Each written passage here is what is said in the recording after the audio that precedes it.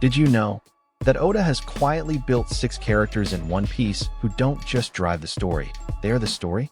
And the way their fates are woven together mirrors something far older than manga, something mythological, something divine. And here's the part you won't believe. Wait till the end for this to fully make sense. But these 6 aren't just powerful. They are functioning as gods, each one operating on a cosmic role, each one on a collision course with the others. Stay till the end, because the last one I talk about, it is going to completely reframe how you see the endgame of this series. What is up, everybody? It's me, Ved, and welcome back to Elbaf, the channel where we go deeper into One Piece than the author probably intended.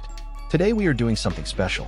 This is a theory I've been building for a long time, and I genuinely believe this is one of the most complete frameworks for understanding where One Piece is going.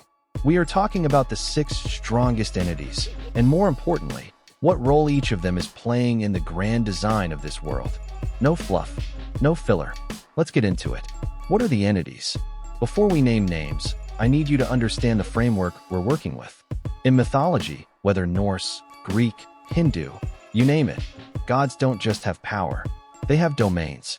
A god of war doesn't just fight. He represents the concept of war itself. He embodies it. He is it. Now think about One Piece. Oda has always threaded mythological DNA into this series. The sun god, the world government's Roman parallels, the Norse influences in Elbaf. This is not accidental. This is the man's architectural blueprint. What I'm proposing today is this. There are 6 individuals in One Piece whose existence, goals, and nature map almost perfectly onto divine archetypes.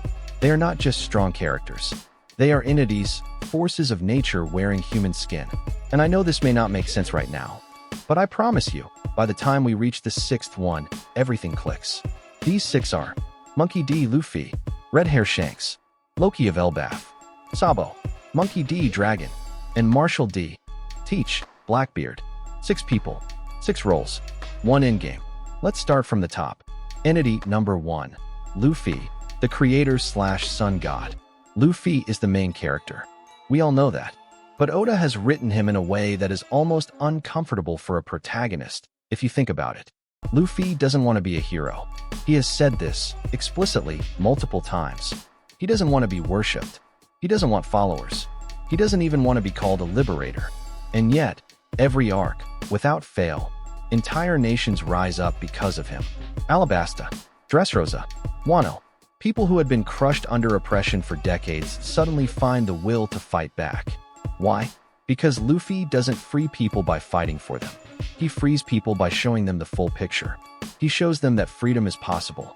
He makes the idea of revolt real in their minds. That is not a warrior's gift. That is a creator's gift. Now add the Nika fruit, the sun god fruit. Oda didn't give this fruit to Luffy as a coincidence. The sun god in mythology isn't just light and warmth. It is the source of life. It is the thing from which everything else is made possible. Luffy isn't a conqueror. He's a spark. He creates the conditions for freedom in every person he touches, and then lets them do the rest.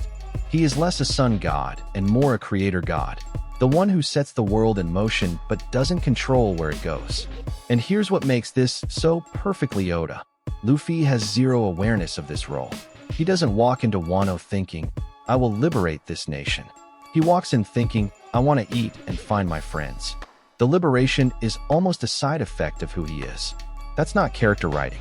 That's mythological architecture. The creator god doesn't impose. He simply exists. Entity number 2, Shanks, the balancer/justice god. Red Hair Shanks.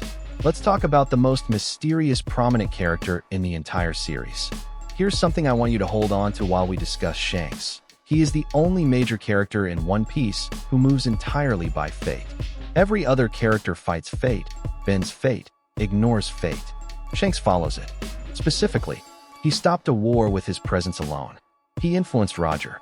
He gave Luffy his hat, arguably the most consequential single action in the entire story. He met with the Gorosei in secret. He eliminated Bartolomeo without breaking a sweat. He killed Kid. But here's what you won't believe until you really think about it. Shanks has never once acted for personal gain.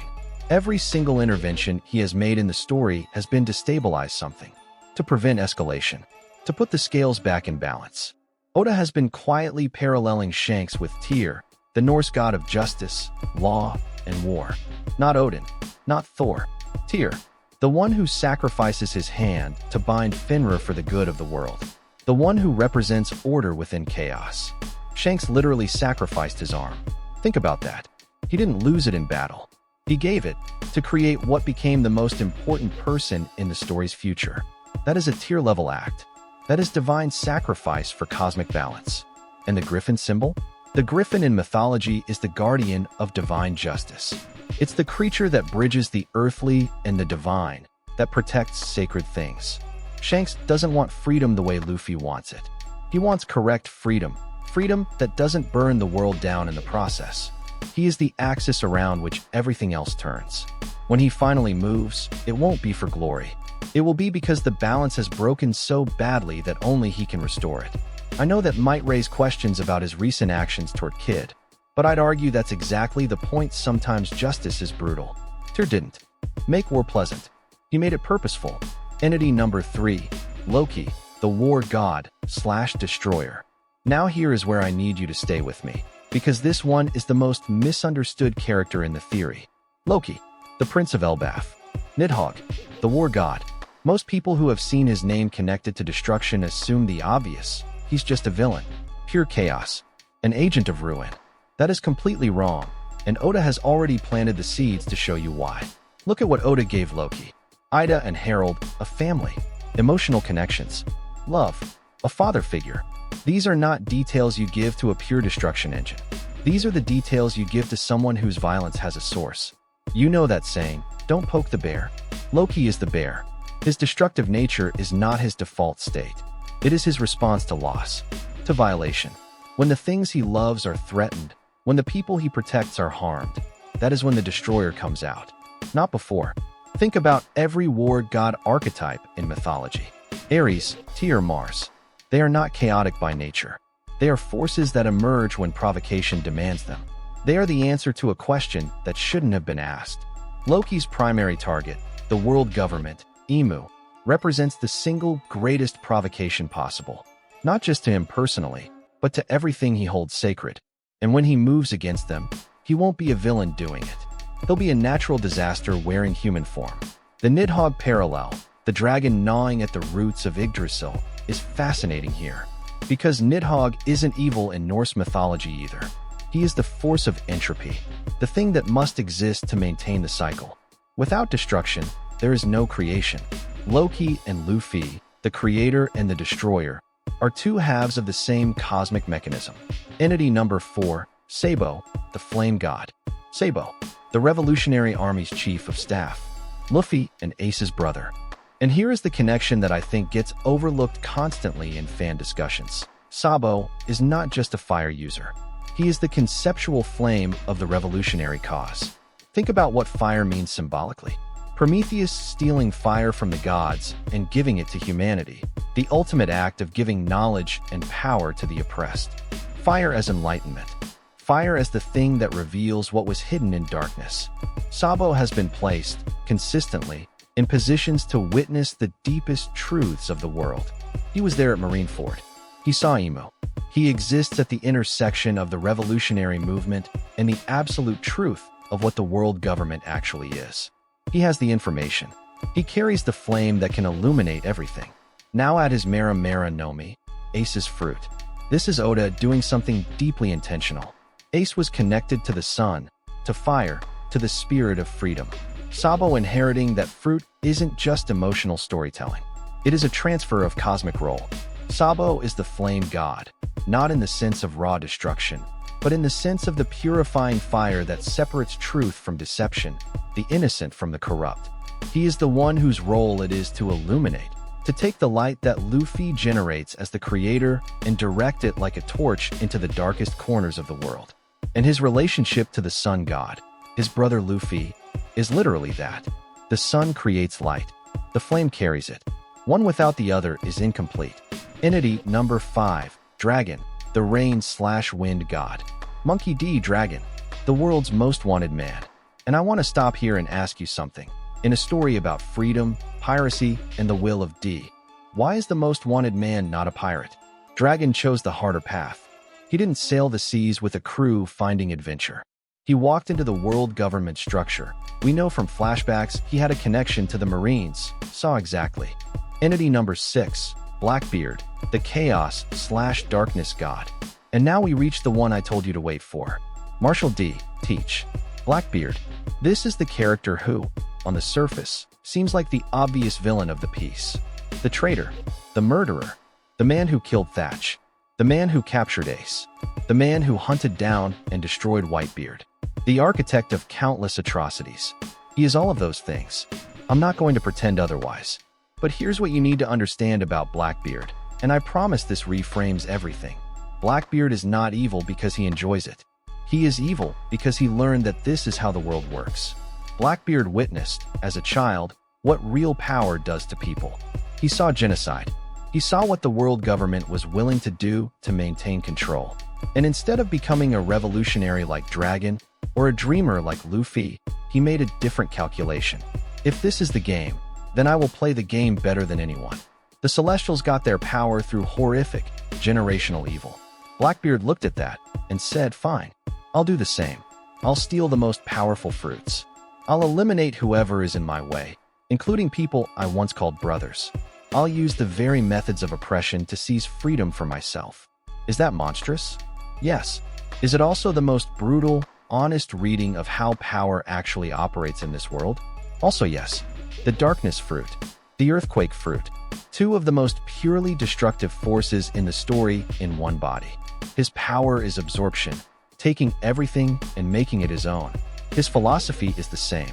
He absorbs everything the world throws at him and distorts it back outward. In chaos mythology, Loki's chaotic counterpart, set in Egyptian myth, the formless void before creation, chaos isn't inherently evil. It is the state from which everything emerges and to which everything returns.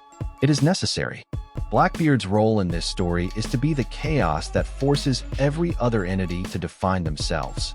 Without him, Luffy has no true counter.